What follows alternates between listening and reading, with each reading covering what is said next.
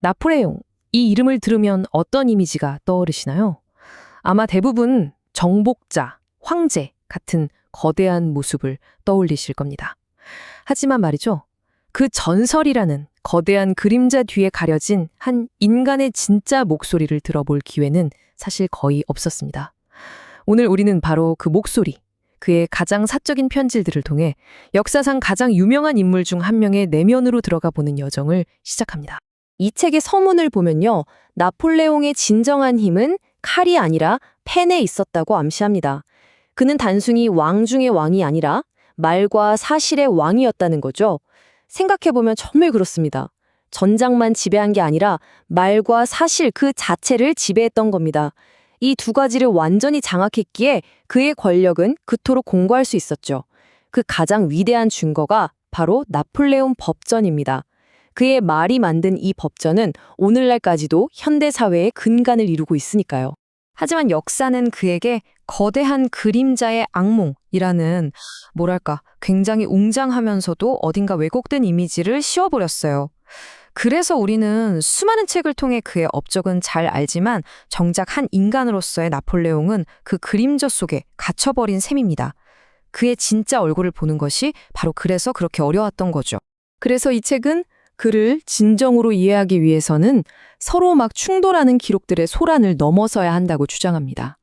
다른 사람의 해석을 거치지 말고 그 근원에서 직접 길어 올려야 한다는 것. 다시 말해 그의 목소리 그 자체에 귀를 기울여야 한다는 뜻입니다. 자, 바로 이 편지들, 이것이 바로 그 직접적인 연결고리가 되어주는 겁니다. 특히 아내 조제핀에게 보낸 이 편지 모음집은요, 그의 정신과 마음에 대한 가장 직접적이고 여과 없는 시각을 제공합니다. 이게 바로 우리가 찾던 그 근원인 셈이죠. 여기서 중요한 건 이 편지들이 훗날을 생각해서 멋지게 꾸며 쓴 회고록 같은 게 아니라는 점이에요. 그냥 그 순간, 그 즉시 쓰여진 아주 날 것 그대로의 기록이라는 거죠. 그래서 그의 감정과 생각이 적나라하게 드러나 있습니다.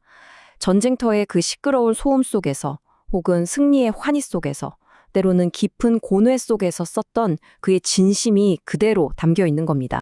그의 말을 직접 읽어보기 전에 먼저 그가 말을 어떻게 사용했는지부터 이해해 볼 필요가 있어요.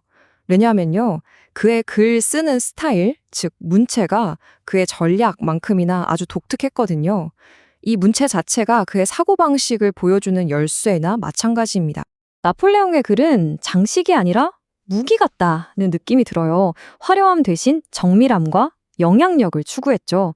굉장히 간결하고 함축적이고요. 짧고 밀도 있는 단어들을 골라 썼습니다. 어휘가 막 엄청나게 넓지는 않았지만 항상 정확했다는 게 특징입니다. 그리고 그래서 느껴지는 분위기는 아주 격정적이고 에너지가 넘쳐요. 또 하나 흥미로운 점은 그의 문학적 취향인데요. 그는 진지하고 비극적인 시를 좋아했는데 고전적인 영웅서사 시인 호메로스보다 당시 유행했던 좀 우울하고 비장한 분위기의 켈트 시인 오시안을 더 좋아했다고 해요. 이 선택 하나만 봐도 그의 내면에 있던 어떤 낭만적이면서도 비극적인 면모를 살짝 엿볼 수 있는 거죠. 자, 이걸 한번 보세요. 당시의 전형적인 글쓰기 스타일과 나폴레옹의 문체를 비교한 건데요. 확연히 차이가 나죠? 다른 사람들이 화려하고 길게 느렸을 때 그는 간결하고 함축적으로 썼어요. 추상적이고 옛날 말투 대신 정확하고 현대적인 표현을 썼고요. 신중하고 절제된 글이 아니라 격정적이고 활력이 넘치는 글이었죠. 이건 그냥 장식하는 언어가 아니라 명령의 언어였던 겁니다. 뭐랄까, 다른 사람들이 글을 쓰는 속도보다 생각이 더 빨리 움직였던 사람의 언어.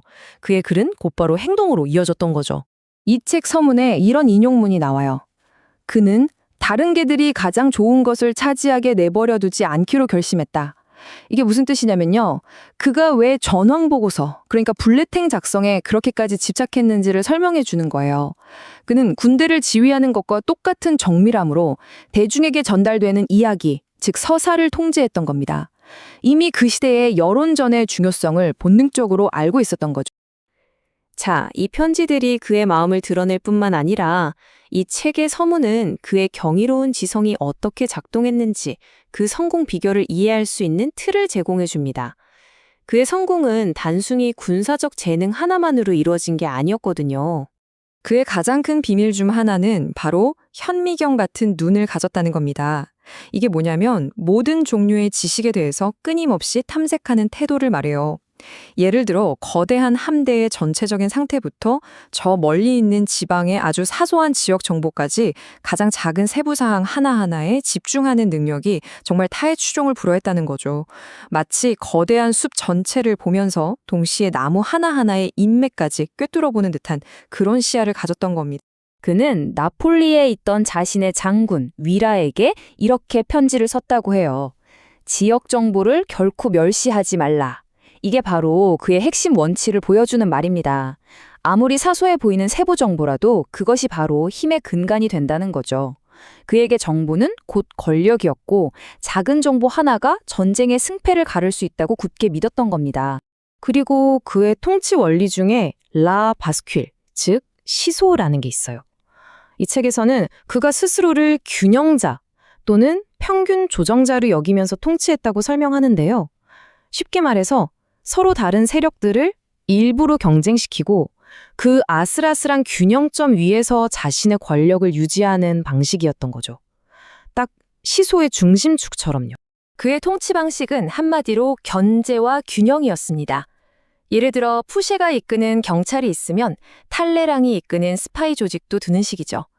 심지어 성직자들까지 활용해서 서로를 감시하는 여러 겹의 정보망을 만들었어요. 어느 한쪽 세력이 너무 강해져서 자신을 위협하지 못하도록 하는 겁니다. 더 나아가서 프리메이슨이나 유대인 공회인 사네드린 같은 집단까지 이용해서 사회의 모든 세력을 자신의 통제 아래 두려고 했죠. 이 복잡하고 거대한 시스템의 유일한 중심점은 바로 나폴레옹 그 자신이었습니다.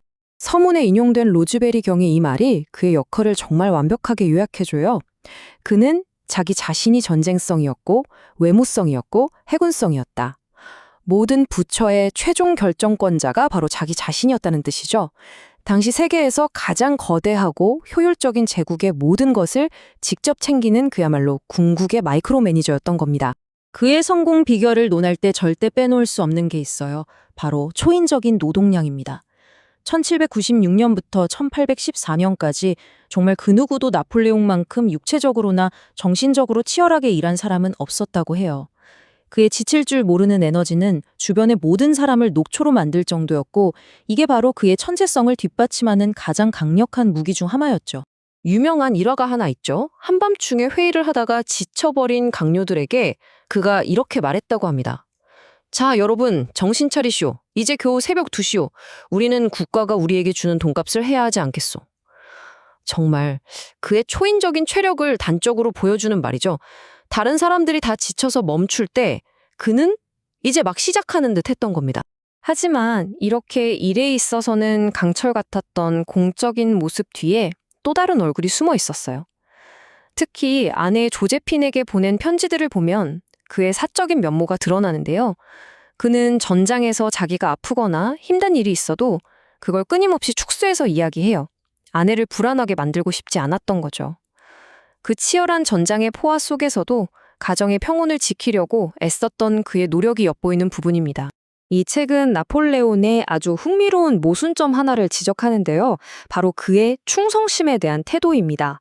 그는요, 개인적으로 자신을 배신했던 초기의 동지들, 예를 들어 푸쉐나 탈레랑 같은 사람들은 거의 어리석다 싶을 정도로 몇 번이고 용서해줬어요. 그런데 국가를 배신한 사람들에게는 정말 무자비했습니다. 이건 그가 개인적인 관계와 국가에 대한 의무를 얼마나 철저하게 구분했는지를 보여주는 아주 중요한 단서가 되죠. 자, 이제 우리는 인간 나폴레옹이 어떤 사람이었고 그의 글은 어땠으며 또 그의 복잡한 정신세계는 어떻게 작동했는지 대략적으로나마 이해하게 됐습니다. 드디어 그의 첫 번째 편지를 열어볼 준비가 된 것 같네요. 이야기의 배경은 1796년입니다. 나폴레옹은 조제핀과 결혼했다는 사실을 총재정비에 알리고 며칠 뒤에 바로 이탈리아 원정군의 지휘권을 잡기 위해 파리를 떠나요. 그의 나이 불과 27. 남편으로서 그리고 프라우스의 운명을 짊어진 사령관으로서 첫 편지를 쓰는 바로 그 순간인 거죠. 역사상 가장 중대한 순간 중 하나라고 할 수 있는 이 시점에 그는 자신의 미오 돌체 아모르, 즉 나의 달콤한 사랑, 조제핀에게 과연 어떤 열정과 두려움 그리고 야망을 털어놓았을까요? 이 첫 편지들은 그의 야망이라는 작은 불꽃이 세상을 뒤흔들 거대한 불길로 타오르기 바로 직전 그 전환점의 순간을 그대로 담고 있습니다. 우리는 한 시대의 영웅이 탄생하는 바로 그 순간의 숨결을 느끼게 될 겁니다. 이제 모든 모대는 갖춰졌습니다. 이야기는 1796년 이탈리아에서 시작되죠. 사랑에 빠진 젊은 장군, 그리고 유럽의 운명을 바꿀 거대한 전쟁. 그의 첫 편지들 속에서 우리는 그 모든 것을 직접 마주하게 될 것입니다. 나의 사랑하는 조제핀, 드디어 숨을 쉴 수 있게 되었어. 죽음은 더 이상 내 앞에 보이지 않고 영광과 명예가 다시 한번 세워졌어. 적군은 아르콜라에서 패배했소. 1796년 11월 19일 베로나에서 보낸 이 편지는 아주 치열한 군사작전의 한가운데서 나폴레옹이 연인에게 보낸 생생한 목소리입니다. 이 한 문장에서 우리는 장군으로서의 나폴레옹과 연인으로서의 나폴레옹, 그의 삶을 지배했던 두 개의 현실을 동시에 엿볼 수 있죠. 우리가 보통 나폴레옹 하면 떠오르는 이미지가 있잖아요. 바로 영토를 정복한 군인이죠. 하지만 이 책은 그가 단순히 땅만 정복한 게 아니라 언어를 어떻게 정복했는지에 주목합니다. 그의 말은 때로는 군사 전략만큼이나 정교하고 또 치명적인 무기였거든요. 지금부터 그가 어떻게 단어만으로 세계를 지배하려 했는지 그 비밀 속으로 한번 들어가 보겠습니다. 이 책에서는 나폴레옹을 말과 사실의 왕이라고 부르는데요. 이거 정말 재미있는 표현 아닌가요? 이게 단순히 그가 말을 잘했다, 뭐 이런 의미를 넘어서는 거예요. 여기서 말하는 사실이라는 건 뜬구름 잡는 이야기가 아니라 예를 들면 군대 규모가 어떻고 보급로는 괜찮은지, 돈은 얼마나 있는지 이런 아주 구체적인 현실을 말하는 겁니다. 나폴레옹의 말이 그토록 강력했던 이유는 바로 이처럼 구체적인 현실을 완벽하게 장악하고 있었기 때문이에요. 그에게 말은 세상을 자기가 원하는 모습으로 빚어내는 정교한 도구였고 그의 영향력은 무력뿐만 아니라 바로 이 강력하고 직접적인 소통 방식에서 나왔던 거죠. 그때 당시 다른 연설가들은 굉장히 화려하고 길게 말하는 걸 좋아했거든요. 그런데 나폴레옹은 달랐어요. 그의 말은 마치 칼날 같았죠. 간결하고 핵심을 정확히 찔렀습니다. 어휘를 막 자랑하기보다는 정확한 단어를 골랐었고 고전적이고 긴 표현 대신에 현대적이고 압축적인 단어를 즐겨 썼죠. 이 독특한 스타일의 비결이 뭔지 아세요? 바로 구술에 있었습니다. 그는 편지나 명령을 직접 쓰기보다 비서에게 불러주는 방식을 택했는데 이 과정에서 자연스럽게 짧고 명료한 문장이 만들어진 거예요. 이건 마치 요즘 CEO가 장황하게 이메일을 쓰는 대신에 핵심만 딱딱 담아서 음성 메시지로 빠르고 정확하게 지시하는 것과 비슷하다고 볼 수 있죠. 느리고 격식에 얽매여 있던 시대에 그의 말은 그 자체로 속도와 효율성을 상징하는 하나의 전술이었던 셈입니다. 그의 이런 언어 스타일은 그가 어떤 책을 즐겨 읽었는지를 보면 더 잘 이해가 돼요. 그는 정말 엄청난 독서가였지만 가볍고 즐거운 내용보다는 진지하고 비극적인 작품을 더 좋아했습니다. 특히 운명, 권력, 인간의 투쟁 같은 거대한 주제를 다룬 비극 시인들을 아주 높이 평가했죠. 그가 호머보다 오시안을 더 좋아했다는 점, 이게 굉장히 상징적이에요. 왜냐하면 호머의 영웅들은 종종 변덕스러운 신들의 손에 운명이 좌우되잖아요. 반면에 오시안의 영웅들은 암울한 운명에 맞서서 자기 의지로 싸우는 비극적인 인물들이거든요. 스스로를 운명의 개척자라고 생각했던 나폴레옹의 내면과 깊이 통했던 거겠죠. 작가 빌라운트가 그를 보고 청동으로 만들어진 것 같았다고 말한 것도 바로 이런 그의 굳건하고 비장한 내면을 꿰뚫어 본 표현이라고 할 수 있겠습니다. 종교를 바라보는 그의 시선은요, 정말 지독할 정도로 현실적이고 냉소적이었어요. 작가 빌란트와 나눈 대화에서 이렇게 말합니다. 친애하는 빌란트, 종교는 철학자들을 위한 게 아니오. 그들은 나도, 나의 사제들도 믿지 않지. 하지만 믿는 사람들에게는 신비로운 것을 얼마든지 주어도 지나치지 않소. 이 말 한마디에 인간 심리를 얼마나 깊이 꿰뚫어 보고 있는지 다 드러나는 거죠. 다른 군주들이 신성한 권위를 내세울 때 나폴레옹은 종교를 진리의 문제가 아니라 각기 다른 사람들을 다스리기 위한 아주 실용적인 도구로 본 겁니다. 지식인에게는 이성으로, 대중에게는 믿음으로 다가가야 한다는 걸 정확히 알고 있었던 놀랍도록 현대적인 통치자의 면모를 엿볼 수 있습니다. 자, 이제 무대를 한번 옮겨볼까요? 아주 치열한 전쟁터 한복판으로요. 참 아이러니하게도 나폴레옹의 가장 뜨겁고 절박했던 사랑은 바로 이 혼돈과 폭력의 아수라장 속에서 가장 격렬하게 피어났습니다. 이 편지를 보면 그의 가장 절박했던 순간 중 하나가 그대로 느껴집니다. 자신의 절친한 친구이자 측근이었던 쇼베가 죽은 직후 조제핀에게 보낸 편지인데요. 내 삶의 영혼이여, 모든 역참꾼 편에 편지를 보내주오. 그렇지 않으면 난 어떻게 살아야 할지 모를 거요. 그의 유령이 보여 사방을 맴돌고 있어. 우리 우정을 위해 눈물을 흘리어. 유럽 전체를 뒤흔들던 그 위대한 장군의 모습 뒤에 한없이 약하고 사랑하는 사람에게 감정적으로 기대고 싶어하는 인간 나폴레옹의 모습이 이렇게 고스란히 드러나는 순간입니다. 그의 이런 열정적인 편지들이 도대체 어떤 상황에서 쓰였는지를 아는 게 굉장히 중요해요. 1796년 5월의 이탈리아 전선은 정말이지 숨 돌릴 틈도 없이 정신없이 돌아갔습니다. 5월 10일 로디다리 전투에서 승리하는데요. 나중에 그는 이곳을 내 야망의 첫 불꽃이 타오른 곳이라고 회고하죠. 불과 닷새 뒤인 15일에는 밀라노의 개선장군으로 입성합니다. 하지만 그 영광도 잠시 22일에는 점령 뒤 롬바르디아에서 대규모 반란이 일어나서 무자비하게 진압해야만 했어요. 이처럼 승리와 위기, 영광과 배신이 정신없이 교차하는 격동의 현장에서 조제핀을 향한 그의 사랑은 더욱 애틋하고 절박하게 타올랐던 겁니다. 그 공적인 모습과 사적인 모습은 정말이지 하늘과 땅 차이였어요. 프랑스 총재정부에 보내는 보고서에서는 아주 차갑고 전문가적인 말투로 나는 누구와도 상의하지 않고 이 작전을 수행했다고 말하죠. 그런데 같은 시기에 조제핀에게 쓴 편지를 보면 전혀 다른 사람이 나와요. 파리로 가라고 그를 설득하고 있어. 그의 아내가 딸을 낳았거든. 이라거나 당신은 내가 보내는 오렌지와 향수, 오렌지 꽃물을 받게 될 거요. 하면서 지극히 가정적인 남편의 모습을 보여주죠. 한쪽에서는 국가의 운명을, 다른 한쪽에서는 아내에게 보낼 선물을 고민하는 이 놀라운 정신적 분리능력. 어쩌면 그가 가진 또 하나의 비범함이 아니었을까 싶습니다. 전쟁의 그 엄청난 압박감을 사랑의 세세함과 완벽하게 분리해내는 이 능력이야말로 그를 이해하는 중요한 열쇠 중 하나입니다. 자, 이제 나폴레옹의 또 다른 아주 결정적인 특징으로 넘어가 보겠습니다. 그건 바로 이 책에서 드러나는 그의 경이롭고 거의 강박에 가까울 정도로 세세한 부분까지 챙기는 집중력입니다.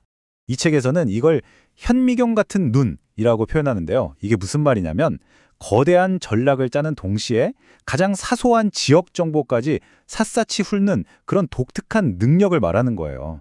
그의 성공 비결은 바로 이렇게 거시와 미시, 모든 규모의 정보를 동시에 처리하는 데 있었던 거죠.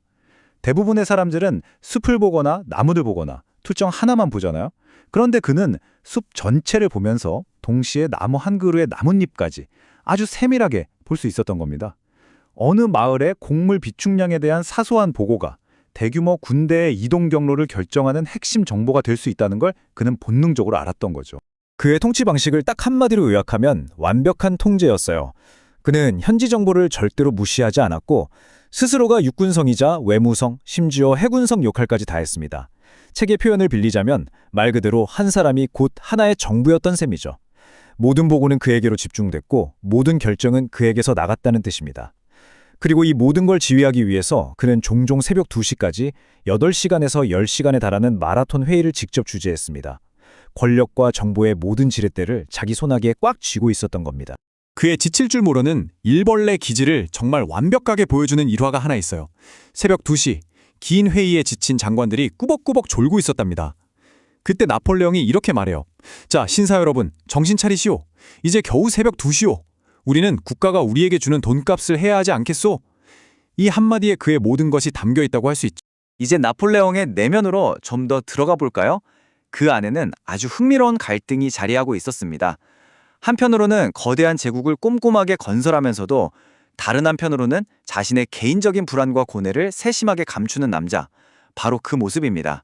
그가 집에 보내는 편지들을 보면 아주 뚜렷한 특징이 하나 있는데요. 바로 아내를 걱정시키지 않으려고 일부러 애를 쓴다는 점이에요.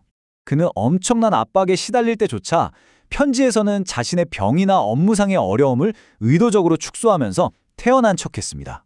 이건 단순히 아내를 위한 배려를 넘어서 어쩌면 사랑하는 사람 앞에서조차 완벽하고 무적인 모습을 보이고 싶었던 그의 자기관리 방식이었을지도 모르죠. 그의 사적인 편지랑 대중에게 발표하는 공식 성명을 비교해보면 이게 정말 극명하게 드러나요. 조제핀에게 보내는 편지에서는 개인적인 어려움을 되도록 숨기면서도 위로와 연결을 구하며 솔직한 감정을 드러내곤 합니다. 하지만 대중을 향한 공식 발표문에서는 전혀 다른 사람이 되죠.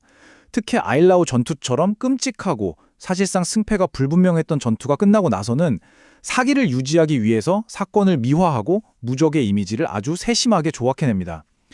그는 말하자면 사적인 소통과 공적인 선전이라는 두 개의 언어를 완벽하게 구사하는 마스터였던 셈입니다. 그의 정치 전략의 핵심에는 라 파스퀼, 우리말로 하면 시소의 원리라는 게 있었어요. 마치 시소의 정중앙에 앉아서 그는 스스로를 모든 권력의 균형점으로 만들었습니다. 그리고 서로 경쟁하는 세력들을 시소의 양끝에 올려놓고 교묘하게 이용한 거죠. 프리메이슨, 푸시의 경찰, 탈레랑의 외교망, 심지어 기독교 사제들과 유대인 공동체까지 이 모든 세력들이 서로를 견제하게 만들면서 모든 정보는 오직 자신에게만 흘러들어오게 했습니다. 그 결과 최종적인 균형추는 언제나 자신이 쥐고 있었던 겁니다. 자, 이제 마무리를 해볼까요? 지금까지 우리가 살펴본 그의 초창기 모습들 있죠.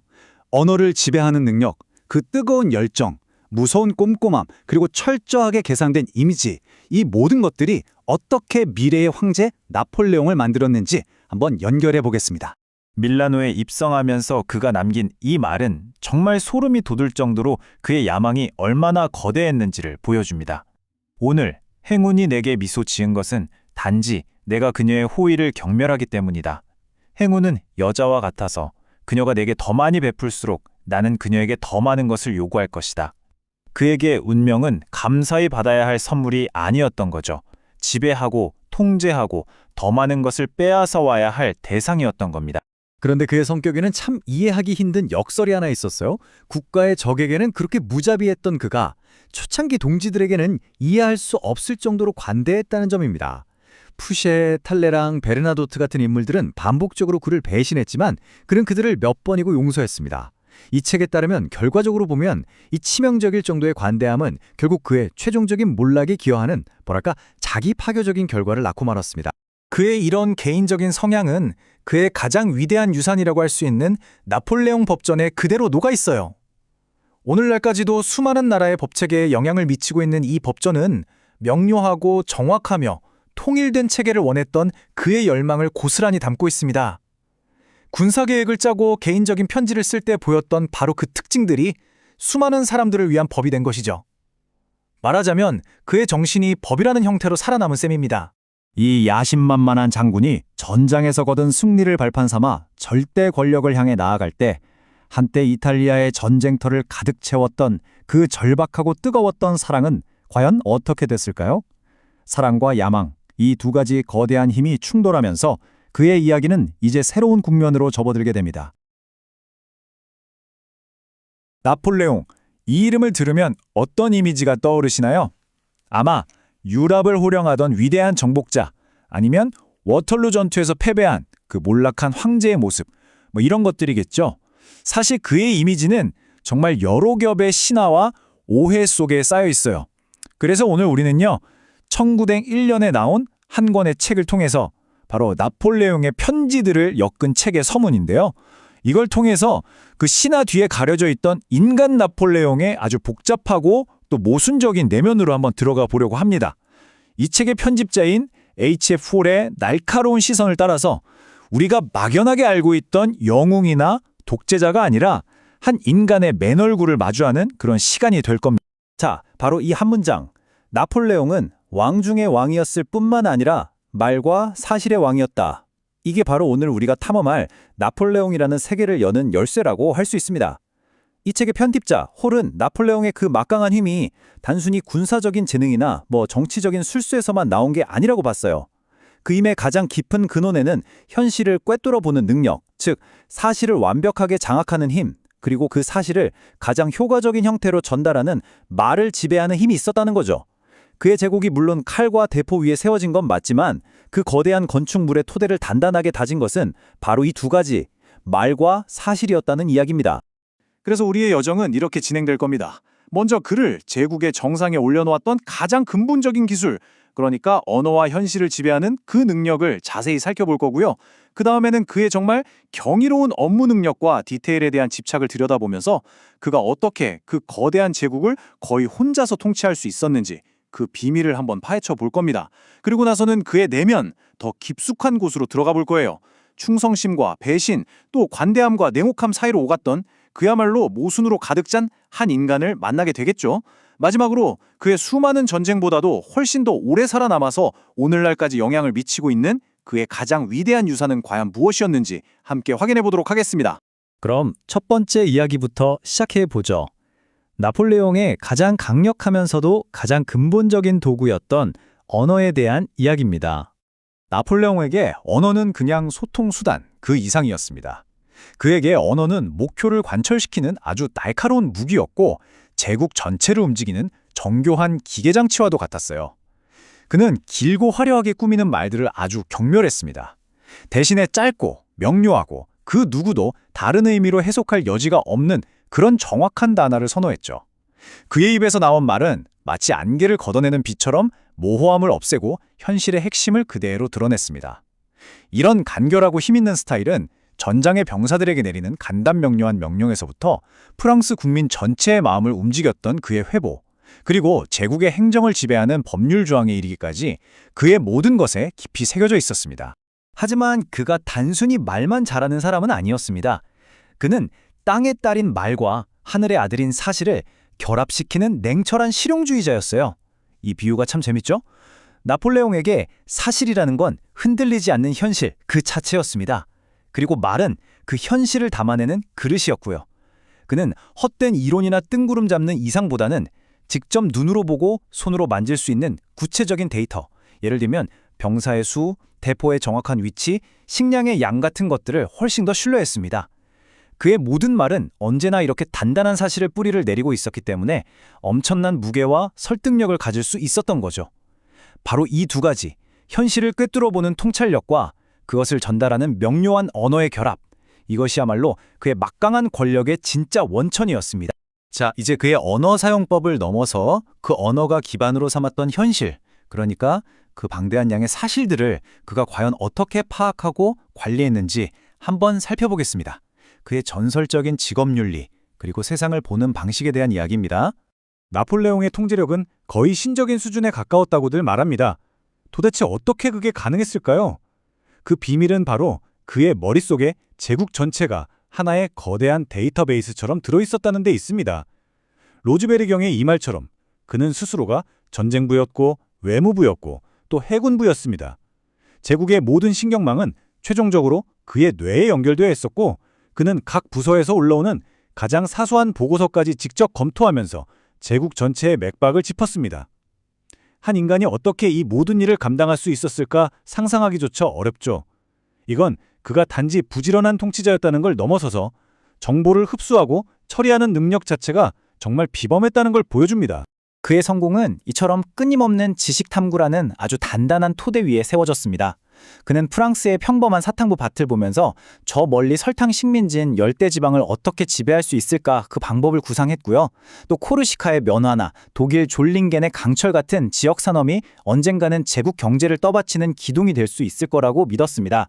그는 군사 전략가이면서 동시에 뛰어난 경제학자였고 또 기술자였습니다. 당시로서는 최첨단 기술이었던 원거리 신호체계, 즉 텔레그래프의 중요성을 일찌감치 간파했고 바다를 지배하는 힘이 역사의 흐름을 어떻게 바꾸는지를 정확히 이해하고 있었습니다. 그의 가장 야심찬 계획이었던 대륙 봉쇄령 역시 영국의 경제라는 거인의 아킬레스건을 정확히 노린 정말 치밀한 정보 분석의 결과물이었죠. 그리고 이 모든 거대한 전략의 밑바탕에는 현지 정보를 절대 무시하지 말라는 그의 철학, 그러니까 가장 작은 디테일이 결국 가장 큰 차이를 만든다는 그 믿음이 깊게 깔려 있었습니다. 그리고 그는 자신에게 엄격했던 만큼 다른 사람들에게도 이처럼 지칠 줄 모르는 헌신을 요구했습니다. 한밤중 회의실에 모두가 지쳐서 쓰러질 것 같은 순간에도 그는 마치 제국의 유일한 엔진처럼 꺼지지 않는 에너지를 뿜어냈다고 해요. 새벽 2시에도 지친 관료들을 다그치면서 우리는 국가가 주는 돈값을 해야 하오 라고 말했던 그는 실제로 8시간, 길게는 10시간이 넘는 마라톤 회의도 마다하지 않으면서 제국의 아주 세세한 문제들까지 직접 해결했습니다. 이건 단순히 그가 일 중독자였다는 걸 넘어서서 그가 자기 자신을 국가에 완전히 헌신한 공복, 즉 공적인 종이라고 여겼다는 것을 보여주는 일화입니다. 세부 사항에 대한 이런 강박적인 관심은 단순히 행정 효율성을 높이는 데서 그치지 않았습니다. 이것은 그의 정치적인 통제 방식, 즉 그 누구도 자신에게 감히 도전하지 못하도록 만든 아주 정교한 견제와 균형 시스템의 핵심이었습니다. 그의 통치 철학, 그 핵심에는 바로 라바스큘이라는 게 있습니다. 이게 프랑스어인데 우리말로 하면 시소예요. 한번 상상해 보세요. 놀이터에 있는 시소 말이죠. 이 시소의 양쪽 끝에 아주 강력한 두 세력이 앉아 있다고 생각해 보는 거예요. 한쪽이 너무 무거워지면 어떻게 되죠? 당연히 시소는 기울고 균형은 깨져버리겠죠. 나폴레옹은요, 바로 그 시소의 한가운데 움직이지 않는 그 중심축, 받침점 역할을 자처했습니다. 그는 강력한 세력들이 서로를 계속 견제하면서 아슬아슬하게 균형을 잡도록 만들었어요. 그리고 자신은 그 한가운데 딱 버티고 앉아서 모든 걸 통제하고 조정한 거죠. 나폴레옹이 보기에는 이게 바로 어느 한쪽이 너무 커져서 감히 자신의 권위에 도전하는 걸 막을 수 있는 가장 안전하고 또 유일한 통치 방식이었던 겁니다. 그는 이 시소 전략을 제국 전체에 걸쳐서 아주 교묘하게 적용했습니다. 예를 들어 볼까요? 그는 막강한 군사 경찰 조직인 정예 헌병대를 만들었지만 동시에 그들을 감시하고 견제할 수 있도록 푸시에가 이끄는 비밀스러운 민간 경찰 조직을 키웠습니다. 이 두 조직은 서로 경쟁하면서 정보를 수집했고 그 모든 정보는 결국 나폴레옹에게로 흘러들어갔죠.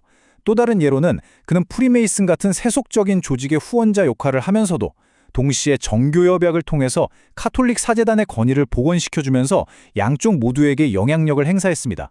그는 이렇게 서로 다른, 때로는 적대적이기까지 한 세력들을 모두 자신의 손아귀에 쥘으로써 그 누구도 자신 없이는 존재할 수 없는 복잡한 권력의 그물망을 짰던 것입니다. 하지만 이렇게 모든 것을 계산하고 통제하려 했던 그에게도 치명적인 맹점이 있었습니다. 바로 눈에 보이는 조직이나 제도가 아닌 살롱이나 사교계에서 여성들이 휘두르는 그 보이지 않는 정치적 영향력이었습니다. 그는 군대나 경찰 조직 같은 건 아주 능수능간하게 다루었지만 여론을 형성하고 인맥을 만드는 그 부드러운 힘의 중요성은 과소평가했던 것 같아요. 그는 이 영역을 아내였던 조제핀에게 맡겼지만 결국 이 보이지 않는 힘을 자신의 편으로 만드는 데 실패했습니다. 이건 제국의 모든 것을 현미경으로 들여다보던 그가 놓친 몇 안 되는 결정적인 오판 중 하나였습니다. 자, 이제 나폴레옹이라는 인물의 더 깊은 내면으로 들어가 보겠습니다. 그의 성격에 아주 깊이 내재된 모순, 특히 충성심과 배신을 다루는 그의 이중적인 방식에 대해 살펴볼 차례입니다. 고대 로마의 시인 오비디우스가 남긴 이 구절은 나폴레옹의 딜레마를 정말 정확하게 포착하고 있습니다.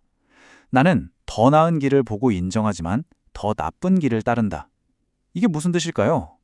그는 무엇이 국가를 위해 더 나은 길인지, 또 누가 위험한 인물인지 이성적으로는 명확하게 알고 있었습니다. 하지만 종종 과거의 인연이나 개인적인 정에 이끌려서 그 이성적인 판단을 거스르는, 그러니까 더 나쁜 길을 선택하고 말았던 거죠. 이건 그의 인간적인 면모를 보여주는 동시에 지도자로서 그의 비극을 암시하는 부분이기도 합니다.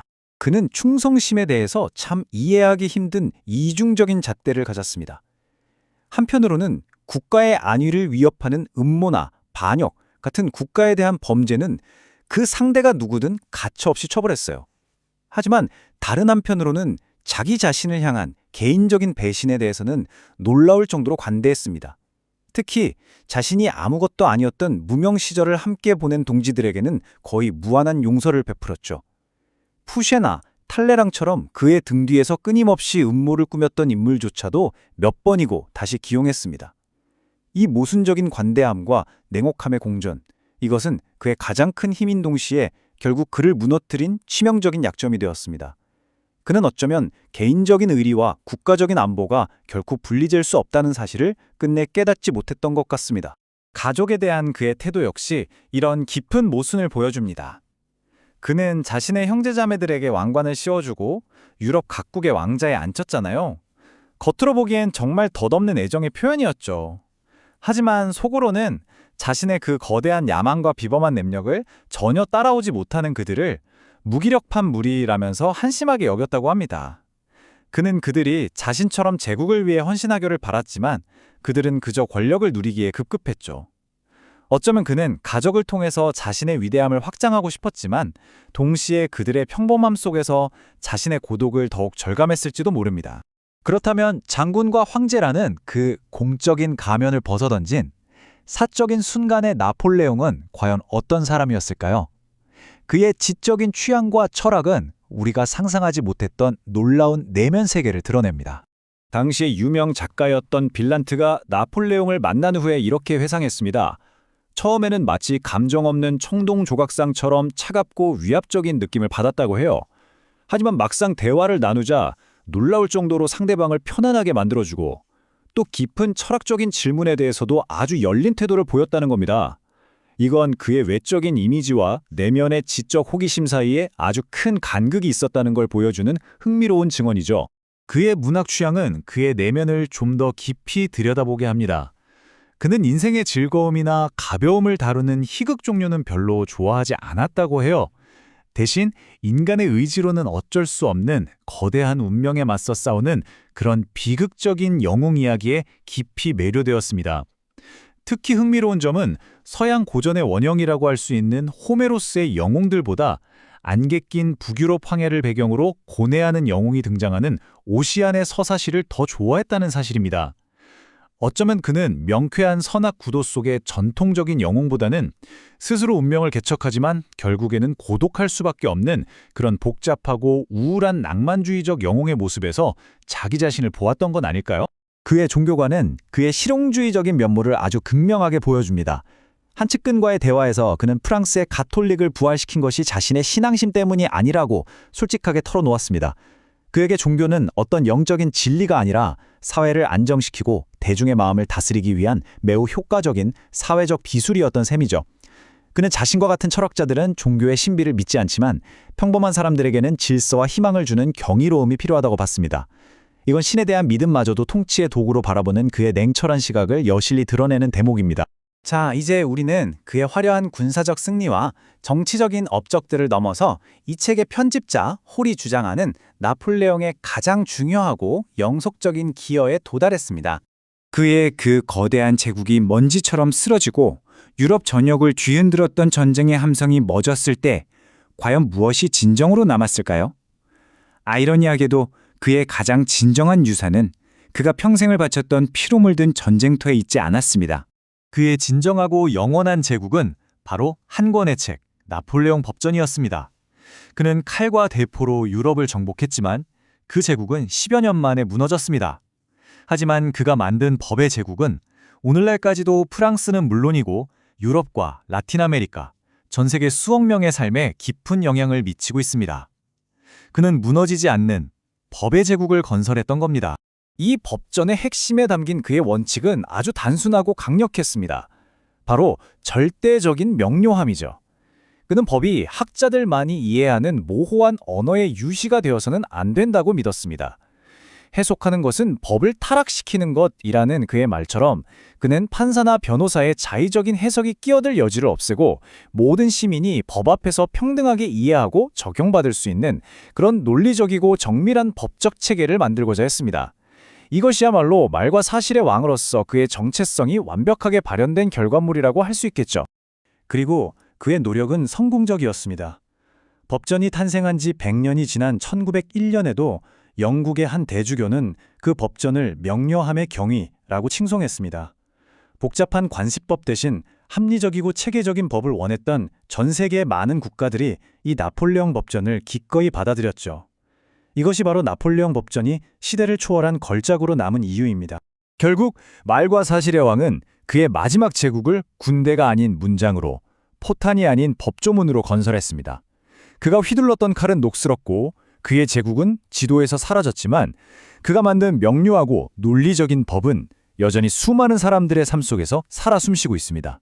이것은 우리에게 진정한 힘이란 파괴하는 것이 아니라 질서를 창조하는 것이며 가장 오래 지속되는 권력은 무력이 아닌 논리에서 나온다는 사실을 다시금 생각하게 합니다. 권력의 정점에 섰을 때 한 남자는 사랑하는 아내에게 과연 어떤 말을 할까요? 유럽 대륙의 운명을 손에 쥐고 있던 황제 나폴레옹 보나파르트. 오늘 우리가 함께 살펴볼 이 책은요, 바로 그의 가장 위대한 승리의 순간들과 또 가장 깊은 고뇌의 시간들이 고스란히 담겨 있는 아내 조세핀에게 보낸 편지들을 엮은 것입니다. 이 아주 사적인 기록을 통해서 우리는 1805년부터 1809년까지 그의 거대한 제국과 그의 마음속으로 함께 들어가 보려고 합니다. 이번 이야기에서는 먼저 아우스터리츠의 영광스러운 태양 아래서 그의 위대함을 확인하고 또 폴란드의 혹독한 겨울을 견디는 그의 인내심도 엿볼 거고요. 그리고 스페인이라는 수렁에서 고전하는 모습, 그리고 마침내 그의 제국과 사랑의 균열이 생기기 시작하는 그 징후까지 편지 속에 담긴 그의 솔직한 목소리를 차근차근 따라가 보겠습니다. 자, 우리의 이야기는 1805년에서 시작됩니다. 나폴레옹이 스스로를 황제로 칭하고 유럽 대륙의 지도를 자신의 뜻대로 그려나가기 시작한 바로 그 해죠. 이 시기는 그의 군사적인 천재성이 정말 가장 찬란하게 빛났던 순간이었습니다. 여기 시간 순서를 보시면요. 정말 숨가쁘게 진행됩니다. 10월에 울룸에서 오스트리아군을 포위하는 것으로 시작해서 11월에는 합스부르크 제국의 심장부인 빈에 피 한 방울 흘리지 않고 입성하고요. 마침내 12월 2일 역사의 길이 남을 아우스터리츠 전투로 정점을 찍습니다. 이 모든 게 불과 몇 달 만에 이루어졌다는 게 믿기시나요? 그야말로 속도와 전략이 만들어낸 걸작이었죠. 본격적인 결전이 벌어지기도 전에 나폴레옹은 울름에서 정말 상상하기 힘든 대승을 거둡니다. 단 한 번의 대규모 전투 없이 오직 전략적인 움직임만으로 3만 3천 명에 달하는 오스트리아군 전체를 포위해서 항복을 받아낸 거죠. 이건 단순히 군대를 이긴 게 아니라 피를 흘리지 않고도 전쟁에서 이길 수 있다는 그의 뛰어난 전략적 능력을 유럽 전체에 증명한 순간이었습니다. 이 엄청난 승리 직후 그는 조세핀에게 편지를 씁니다. 군사연대기에서 이와 같은 대재앙은 결코 없었소. 이 한 문장에서 그의 직업적인 자부심이 생생하게 느껴지죠. 하지만 흥미로운 건 바로 그 뒤에 자신의 안위를 알리면서 아내를 안심시키는 다정한 남편의 모습을 잊지 않는다는 겁니다. 유럽 대륙을 뒤흔드는 이 거대한 전쟁의 한가운데서도요. 나폴레옹의 마음은 제국의 아주 세세한 부분까지 향해 있었습니다. 그는 조세핀에게 편지를 보내서 그녀가 어떤 옷을 입어야 할지, 누구를 만나야 할지, 그리고 어떤 품위를 유지해야 할지까지 지시하거든요. 황후로서의 공적인 이미지와 외교적인 임무를 얼마나 조심스럽게 관리하고 있었는지 알 수 있는 대목이죠. 이 편지는요, 그의 군사 경력에서 가장 위대한 승리, 바로 아우스터리츠의 태양이라고 불리는 그 전투, 바로 다음 날에 쓴 겁니다. 그런데 그의 첫 생각은 승리의 영광이 아니었어요. 당신 소식을 못 들은 지 오래되었다는 아내로부터의 침묵에 대한 답답함과 그리움이었죠. 이 편지는 유럽을 정복한 황제의 가장 인간적인 면모를 보여주는 것 같습니다. 자, 오스트리아와 러시아를 굴복시킨 나폴레옹의 시선은 이제 북쪽의 프로이센으로 향합니다. 하지만 이 새로운 원정은 이전과는 좀 다른 종류의 시련이 될 것이었습니다. 혹독한 자연과 끈질긴 저항이 그의 군대와 그 자신의 한계를 시험하게 되거든요. 프로이센과의 전쟁은 10월 예나 아워슈테트 전투에서 압도적인 승리를 거두면서 아주 신속하고 파괴적으로 끝나는 것처럼 보였습니다. 하지만 그가 러시아군을 추격해서 폴란드의 혹독한 겨울 속으로 깊이 들어갔을 때 전쟁은 영광스러운 기동전이 아니라 끝도 없는 잔혹한 소모전으로 그 양상이 완전히 바뀌고 말았죠. 전쟁의 고단함 속에서도 그의 편지는 놀라울 정도의 활기를 보여줍니다. 나는 건강이 아주 좋소. 저녁 8시에 눕고 자정에 일어난다오. 그는 마치 이 끊임없는 이동과 전투 속에서 오히려 에너지를 얻는 것처럼 보여요. 육체적으로나 정신적으로나 능력의 절정에 있는 한 남자의 모습이죠.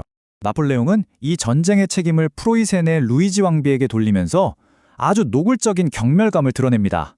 그는 공식 발표문을 통해서 그녀를 광기에 휩싸여 자신의 궁전에 불을 지르는 아르미다에 비유하는데요.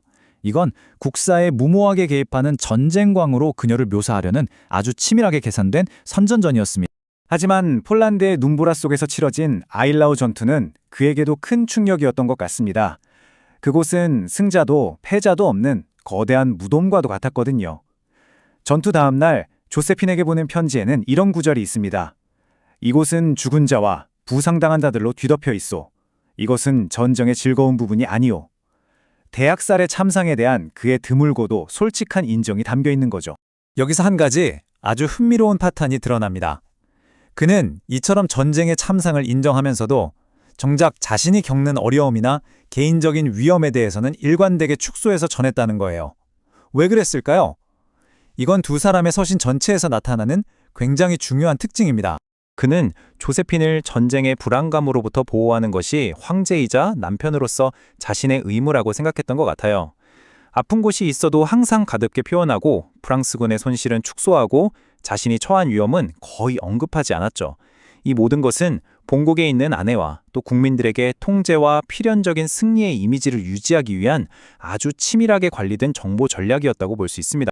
그런데 바로 이 시기에 편지에는 새로운 어조가 나타나기 시작합니다. 조세핀, 당신의 마음은 훌륭하지만 논리는 약하구려. 이건 사랑하지만 어딘가 꾸짖는 듯한 가르치려 드는 남편의 목소리죠. 그는 그녀의 감성은 칭찬하면서도 이성은 무시하고 있어요. 전장을 누비는 자신과 파리에 머무는 아내 사이에 점차 벌어지는 지적, 경험적 격차를 암시하는 것 같기도 합니다. 1808년은 나폴레온 제국의 두 얼굴을 아주 극명하게 보여주는 해였습니다. 한편에서는 유럽의 군주들을 한자리에 모아놓고 화려한 외교수를 펼치는 정상의 모습이 있었고요. 다른 한편에서는 스페인이라는 새로운 전쟁의 수렁에서 잔인한 게릴라전과 씨름하는 모습이 공존했습니다. 독일의 에르푸르트에서 나폴레옹은 러시아의 알렉산드르 황제에게 깊은 인상을 주기 위해 그야말로 왕들의 화단이라고 불릴 만한 유럽 군주들을 소집합니다. 이 화려한 정상회담은 자신의 힘을 과시하고 자기가 재편한 새로운 유럽 질서가 얼마나 안정적인지를 보여주기 위한 거대한 정치적 무대였죠. 그리고 이곳에서 그는 괴테 같은 유럽 최고의 지성들과 대화를 나누면서 단순히 군인이 아닌 사상가로서의 면모를 드러냅니다. 역사와 운명, 그리고 보이지 않는 손에 의해 자신이 어떻게 위대해졌는지에 대한 철학적인 견해를 펼쳤고, 그를 만난 사람들은 그의 지성에 완전히 매료되었다고 해요. 하지만 그 화려한 외교 무대와 동시에 스페인에서는 그의 제국을 좀먹는 암초가 자라나고 있었습니다. 이곳의 전쟁은 그가 익숙했던 대규모 정규군과의 전투가 아니었어요.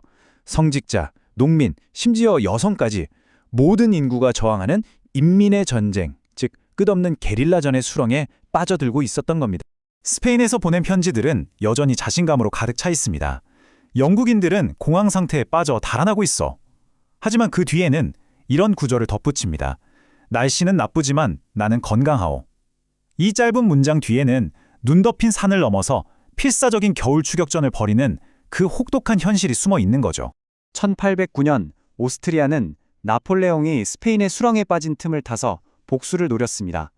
그들은 다시 한번 전쟁을 선포했고, 이는 다뉴브강 유역을 따라서 제국의 운명을 건 거대한 분쟁을 촉발시켰습니다. 이 전쟁은 프랑스군을 그야말로 한계까지 몰아붙였어요. 전역의 시작은 그의 군사적 천재성이 다시 한번 빛을 발한 순간이었습니다.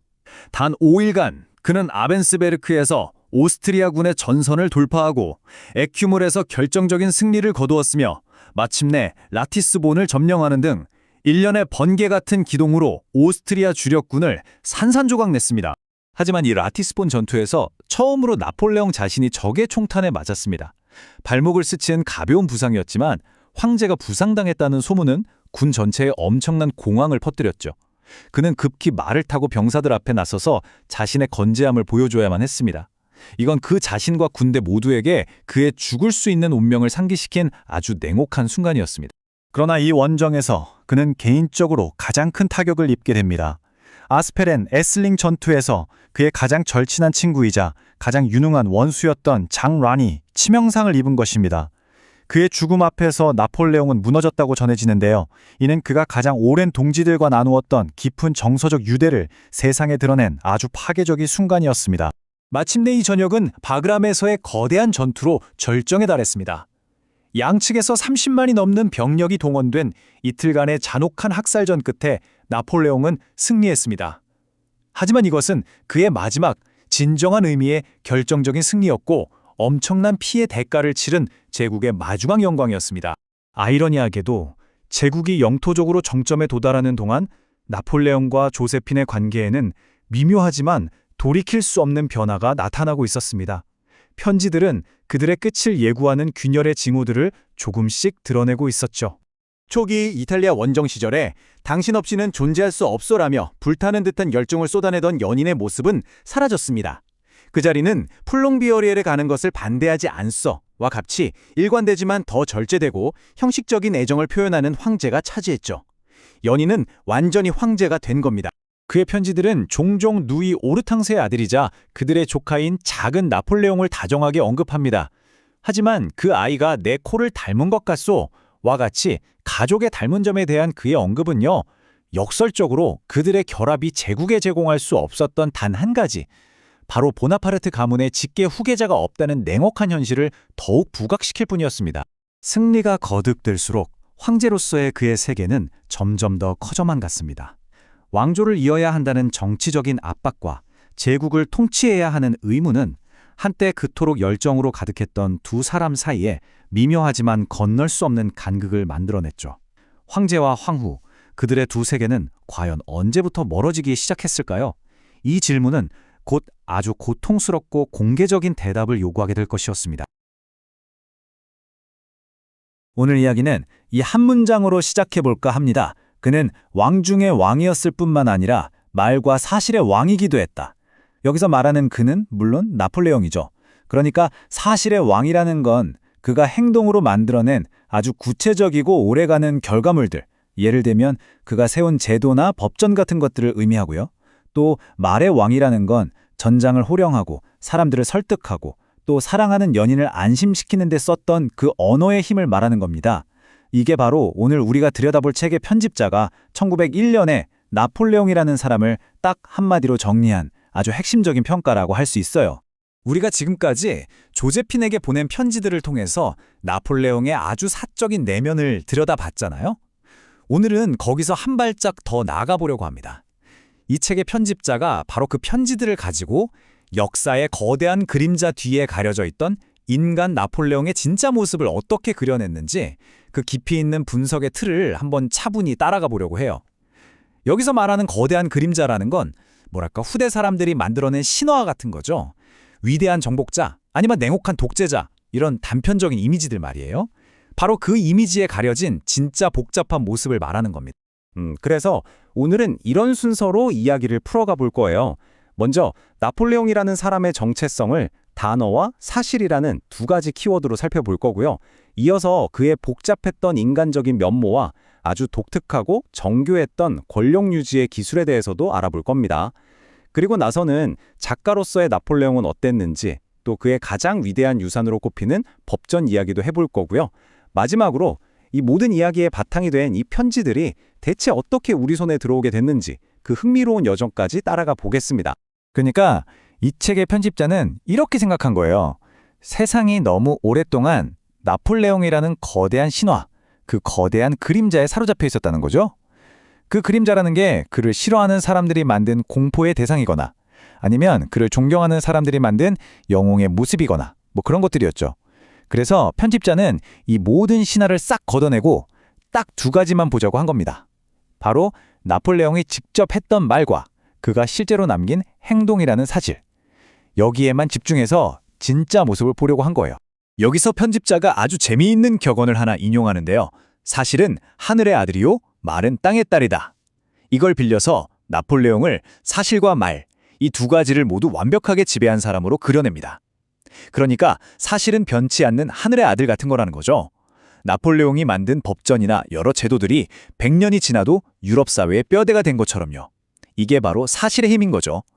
반면에 말은 상황에 따라 계속 변하는 땅의 딸에 비유했어요. 그의 말은 때로는 무기처럼 날카롭게 또 정확하게 사용되었거든요.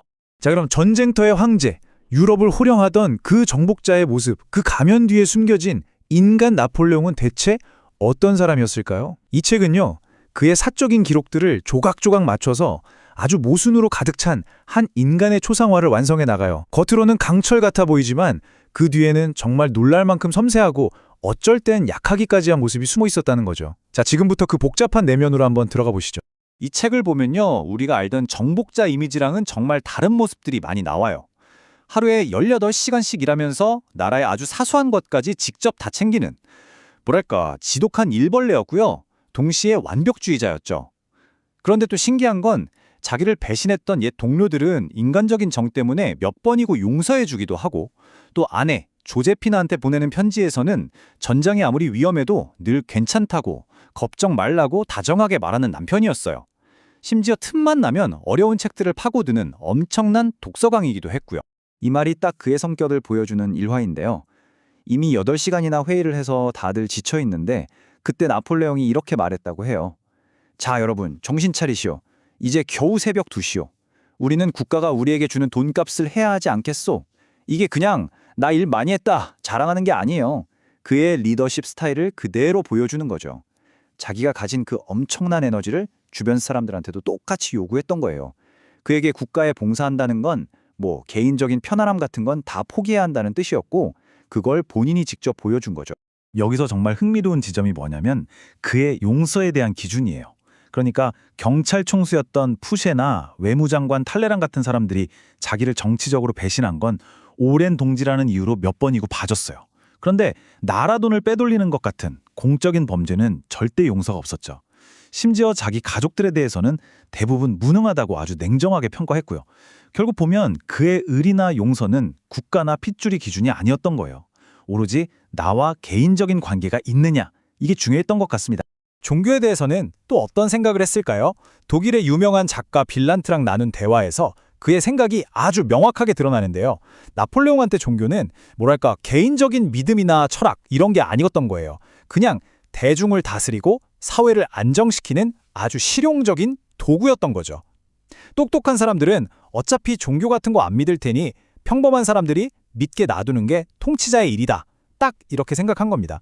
그의 모든 정책에 깔린 그 냉철한 현실주의를 정말 잘 보여주는 부분이죠.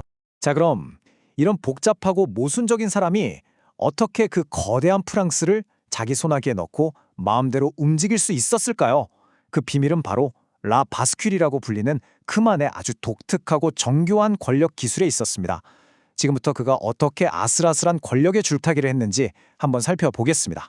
그때 프랑스 상황을 보면요. 정말 펄펄 끓는 가마솥 같았어요.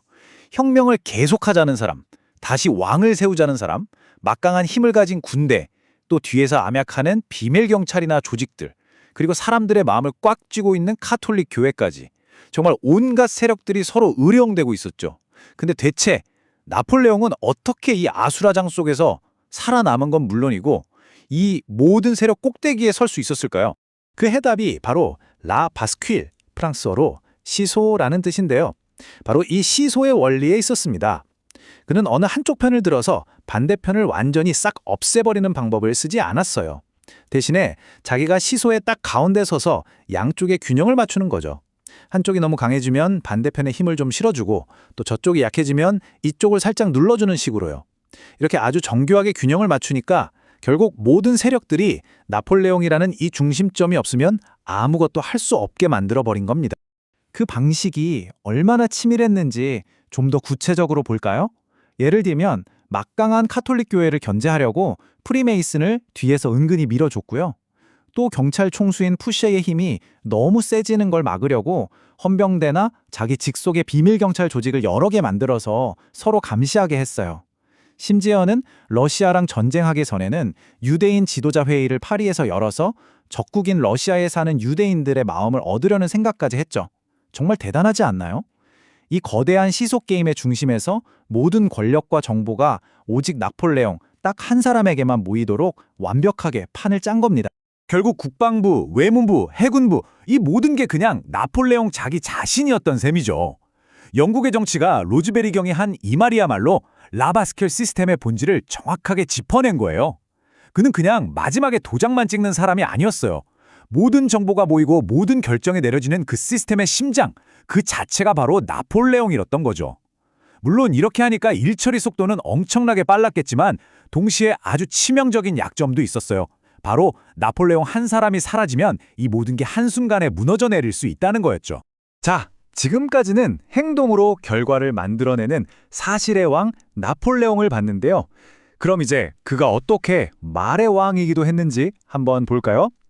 그의 펜이 때로는 칼보다 더 날카롭고 때로는 연인의 속삭임보다 더 부드러웠거든요. 그의 글은 정말이지 그의 머릿속을 그대로 비추는 거울 같았어요. 그의 글 스타일은 딱 그 자신 같았어요. 짧고 명확하고 아주 정확했죠. 뭐 화려한 단어를 쓰진 않았지만 모든 단어가 꼭 있어야 할 자리에 정확히 박혀있는 느낌이랄까요? 이게 평생 비서한테 말로 지시하면서 생긴 습관 같은 거예요. 머릿속에서 생각이 워낙 빨리 돌아가니까 손으로 쓰는 속도가 못 따라가는 거죠. 그러니 자연스럽게 군더더기는 다 빼고 핵심만 딱 담아서 가장 효율적으로 전달하는 방식으로 말이 다듬어진 겁니다.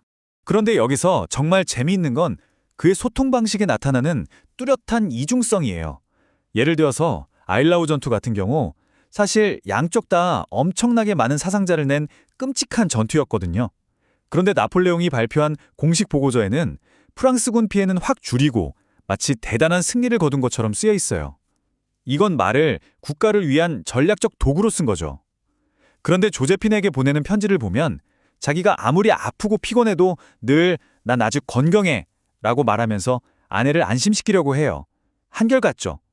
이렇게 보면 그는 목적에 따라서 말이라는 가면을 아주 자유자재로 바꿨었던 사람인 겁니다. 나폴레옹 하면 수많은 전쟁에서의 승리가 먼저 떠오르죠. 하지만 이 책의 편집자는 단호하게 말합니다. 그의 가장 위대하고 가장 오래 남은 유산은 전쟁터에 있는 게 아니라고요. 그건 바로 그가 직접 만들면서 이것이야말로 법의 정수다라고 자부했던 것, 바로 나폴레옹 법전입니다. 이 말이 그의 법에 대한 생각을 딱 보여주는데요. 그 당시 프랑스는 정말 법이 뒤죽박죽이었어요. 지역마다 법이 다 다르고 너무 복잡해서 일반 사람은커녕 법을 공부한 사람들도 이해하기 힘들 정도였죠. 완전 혼동 그 자체였어요. 나폴레옹은 이 모든 걸 싹 다 없애버리고 누구나 쉽게 이해하고 따를 수 있는 아주 명확하고 통일된 법을 만들고 싶어 했습니다. 판사가 법을 자기 마음대로 해석하는 건 그에게는 곧 부패의 시작이었던 거죠. 그의 법이 남긴 영향력이 얼마나 대단했는지는 이 숫자 하나로 설명이 됩니다. 그가 완전히 몰락하고 100년이 지난 1901년에도 프랑스뿐만 아니라 벨기에, 이탈리아, 독일의 일부, 심지어 바다 건너 미국 루이지애나주까지 무려 2억 명의 사람들이 나폴레옹이 만든 법의 테두리 안에서 살고 있었던 거예요. 생각해보면 전쟁에서 이겨서 국경선을 바꾸는 건 한순간이잖아요. 하지만 잘 만들어진 법이라는 건 그 사회의 DNA 자체를 영원히 바꿔버리는 그런 힘이 있었던 겁니다. 심지어 평생의 적이었던 영국에서조차 이런 칭찬이 나왔다는 게 놀랐죠. 아시다시피 영국법은 프랑스랑은 완전히 달라요. 영국은 판례를 따라가는 보통법이고 프랑스는 딱 정해진 법전을 따르는 성문법이죠. 철학부터가 정반대인데 그런 영국의 최고위층인 캔터베리 대주교가 나폴레옹 법전이 정말 명쾌해서 경이롭다고 극찬을 했다는 거예요. 이건 그 법이 가진 힘이 국경이나 정치체제, 심지어 오랜 원한까지도 뛰어넘을 만큼 대단했다는 걸 보여주는 거죠. 자, 우리가 지금까지 이야기한 나폴레옹의 이런 속 깊은 모습들은 전부 이 책에 실린 편지들 덕분에 알 수 있었던 거잖아요. 그럼 대체 이토록 개인적인 편지들이 어떤 과정을 거쳐서 우리 손에 들어오게 된 걸까요? 이제 마지막으로 그 편지들이 걸어온 길을 한번 따라가 보겠습니다. 이 편지들이 세상에 나오기까지의 과정이 정말 한편의 드라마 같아요. 나폴레옹이 죽고 나서 편지들은 조제핀의 자손들한테 전해졌는데요. 그중 일부가 어떻게 영국 수집가 손에 들어가서 런던에서 처음 공개가 됐는데 세상이 발칵 뒤집혔죠. 그때 어떤 출판사가 편지들을 사려고 제시했던 금액이 5천 기니였다고 하는데 지금 돈으로 치면 수억 원에 달하는 엄청난 돈이에요. 그만큼 가치가 대단했던 거죠. 그러다가 결국에는 조제핀의 딸인 오르탕스가 직접 편지들을 모아서 프랑스에서 책으로 냈는데요. 아무래도 딸이다 보니 어머니의 명예에 흠이 갈 만한 좀 민감한 편지들은 일부러 뺐을 수도 있다는 이야기도 있어요. 결국 이 편지들이 우리에게 말해주는 건 딱 하나인 것 같아요. 공적인 모습과 사적인 모습은 절대 떼어놓고 볼 수 없다는 거요. 수만 대군을 지휘하던 그 냉철함으로 법전의 문장 하나하나를 다듬었고 거대한 제국을 꿈꾸던 그 비전으로 사랑하는 사람을 위로했던 거죠. 어떻게 한 사람의 가장 사적인 기록이 한 시대 전체를 이해하는 가장 중요한 열쇠가 될 수 있을까요? 이 편지들이 우리에게 던지는 마지막 질문이 아닐까 싶습니다.